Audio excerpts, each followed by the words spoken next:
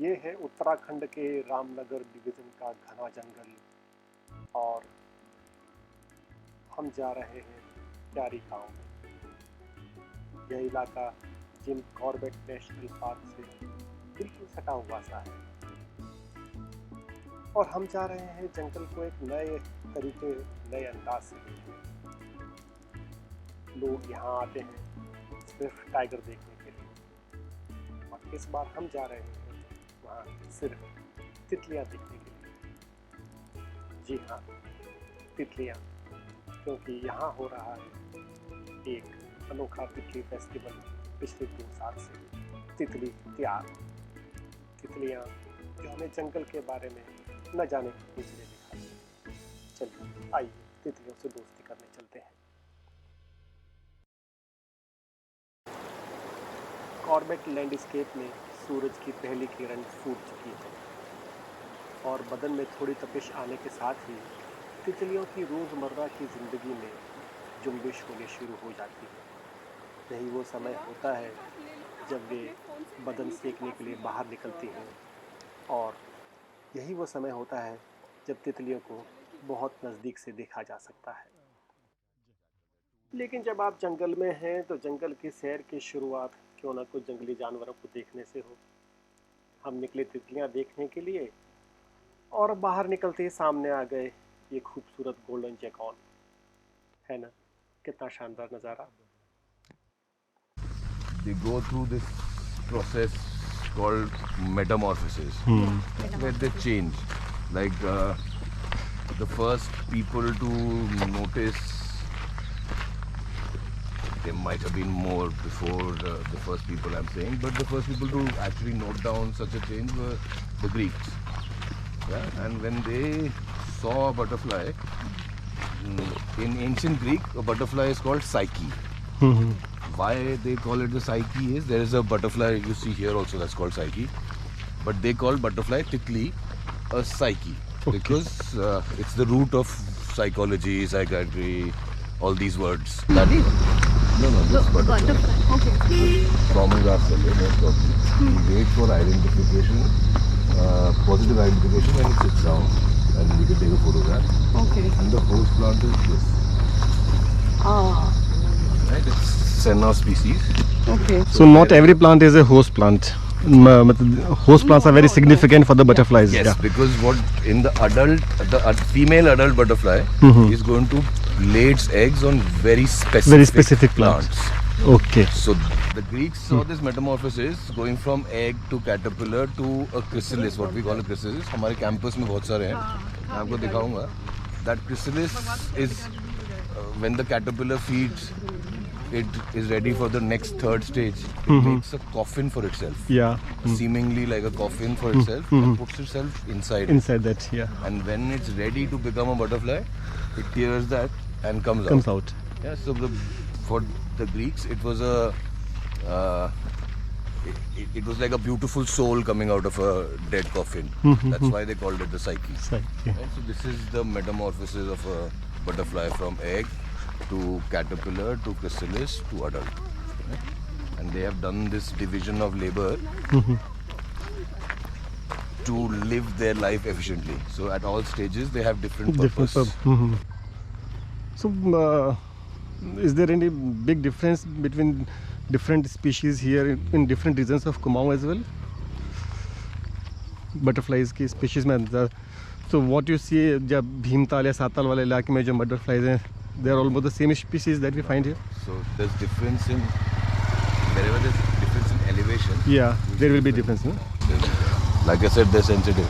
So with climate change studies, we study if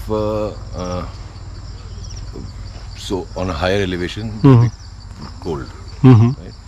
If a lower elevation butterfly can keep going, like Kyari wala butterfly now will be seen in Bhimtal. Okay. Then it will be seen in Nainital. We will get to know that area is warming up. Okay. That is why they are able to go up. They are able to go up. Yeah, so Obviously. elevation has different species. So if you know what species is what level, what elevation level, it can help climate change studies also. That's what they're using So they study at what altitude, what butterflies, what is the change, and try and decipher what is the effect of climate change. We are in a village called क्यारी. क्यारी जैसे हिंदी में कहते हैं, nursery type की है. And if you look at this village, after the development, basically tourism जब से बढ़ा तो most of the villages have lost their culture, the village culture.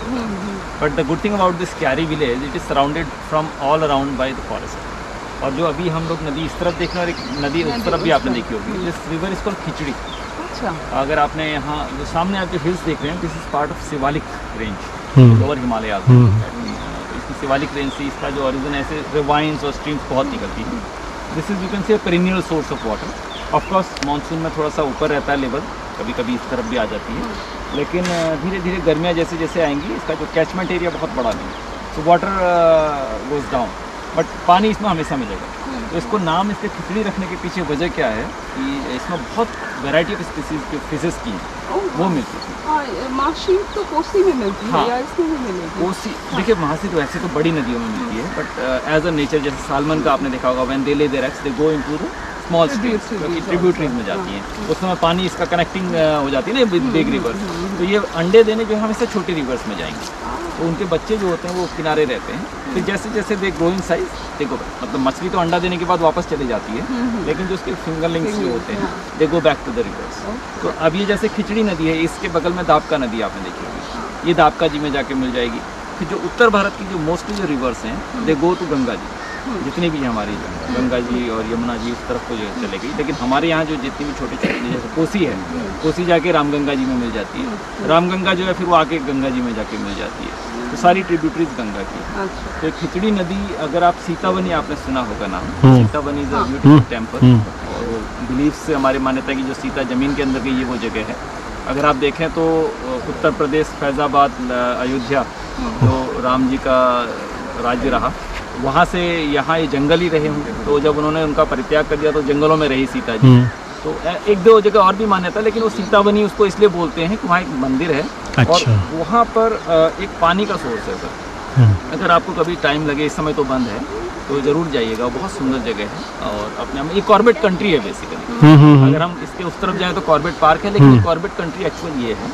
और ये बहुत अच्छा फॉरेस्ट जो है रिप्रेजेंट करता है. ये क्यारी में हम लोग देख रहे हैं, लास्ट ईयर जब ये बटरफ्लाई फेस्टिवल शुरू हुआ, तो अभी आपने बहुत ज़्यादा एक्टिविटी नहीं देखी होगी या देख नहीं रही होंगी, लेकिन the moment you start noticing butterflies, आपको लगेगा कि अच्छा ये भी है, अच्छा ये भी है. तो वो आप अभी ये वॉक के बाद जब उसको देखने की कोशिश कीजिएगा, देन यू रियलाइज़ कि हाँ ये बटरफ्लाई की, जैसे सोहेल आपको बता रहे हैं ना कि वैरायटी इसकी क्या है, उसकी इंपॉर्टेंस क्या है, उस पर उन्होंने लाइट डाला.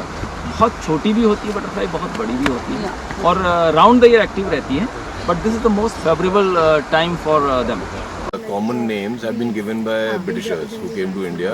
They studied butterflies a lot, right? So you'll find a lot of names like sailor, staff sergeant, admiral. These are basically army ranks.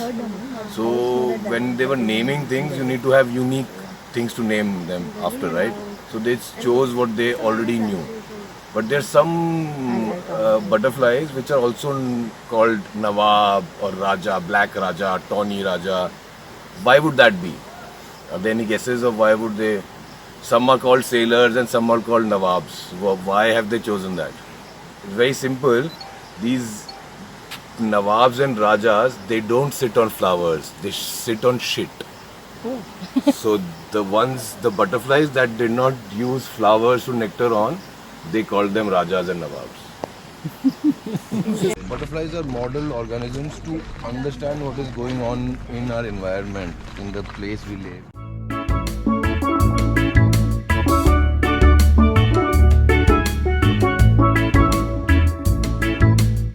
If we can give this information as a download to the children, and the scope increases exponentially. Yes. That is what the outcome of this year's 15-day event is. That's what we want to Achieve. Yeah. So this is one of the activities. It's a paper quilling activity. ये प्यार foundation है. तो उसके द्वारा ये किया गया है यहाँ पर. ठीक है, तो लास्ट ईयर भी किया गया था यहाँ पर, और जब उसका बहुत अच्छा रिस्पांस मिला तो इस साल भी इसको रखा गया है. बाकी इसमें अलग अलग जो संस्थाएं हैं और कुछ रिजॉर्ट होटल्स हैं, उनका भी सहयोग मिल रहा है.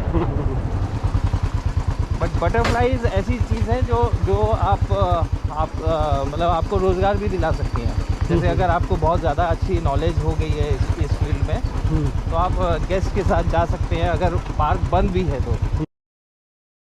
हमने लगभग इस लास्ट जनवरी में वो किया था सेंसस किया था टाइगर का अपने डिवीजन का, तो अराउंड 60 टाइगर हमने ट्रेस किए। 60 पूरे तराई वेस्ट में जी। तो उसमें से इंडिविजुअल हमारे यहाँ पर्टिकुलर बेलपड़ा में 16 एडल्ट और बाकी कप्स हैं। ओके। तो अराउंड लगभग 25-26 के आसपास कप्स को मिला के जी। कितने क्यारी विलेज जो है बिल्कुल जंगल के बीच में है, तो इधर हमारा सा मतलब रेंज का कोर कह सकता हूँ इसे, जो आपकी बेलपड़ा रेंज है। हाँ, इसका ये कोर ये वाला हिस्सा है वैसा दापका के अराउंड जो है सारा दापका रिवर के पास में जितना भी है वो सब पूरे है। यही जैसे क्यारी है पर्टिकुलर, यही देख लीजिए अभी ये चारों तरफ घिरा हुआ है। आप जहाँ पर आए हुए हैं बिल्कुल जंगल से मतलब मेन रोड से करीब 7 किलोमीटर 8 किलोमीटर अंदर आके हम आए हुए हैं, और यहाँ पर भी लगभग 4-5 किलोमीटर के बाद पॉपुलेशन है। तो एक तरीके से इनडायरेक्टली देखा जाए तो एक अर्निंग सोर्स भी मिल रही है यहाँ के जो नौजवान हैं या फिर ग्रामीण क्षेत्र के नौजवान हैं उनको, तो इससे भी है। और ऑब्वियसली अगर उसका जीवन यापन अगर इससे जुड़ा हुआ है तो वो बटरफ्लाई के यानी तितलियों के संरक्षण की बात भी करेगा और उसको सेव भी करेगा।